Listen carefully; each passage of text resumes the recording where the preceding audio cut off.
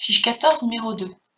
Donc voici quelques explications pour reconnaître les intervalles. Donc la quinte, tu la connais déjà bien, en principe tu l'as dans l'œil. Ce sont deux notes qui sont toutes les deux sur une ligne, ou à l'inverse, toutes les deux dans des interlignes. Pour la sixte, on en a une au début, donc c'est un tout petit peu plus grand que la quinte, et de ce fait, on a une note dans un interligne et une note sur une ligne. Voici une sixte.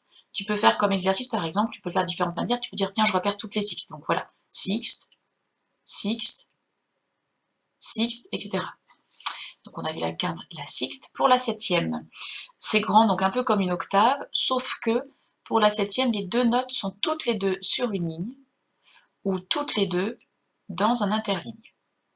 Donc de la même façon, tu peux balayer l'exercice et dès que tu as une septième, tu dis septième. Voilà. Septième, septième, etc.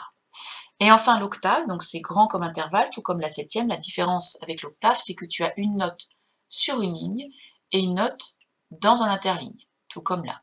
Interligne et ligne. Voilà, j'espère que ça te servira. Donc je répète l'exercice, tu ne lis que le nom des intervalles, pas les notes pour l'instant.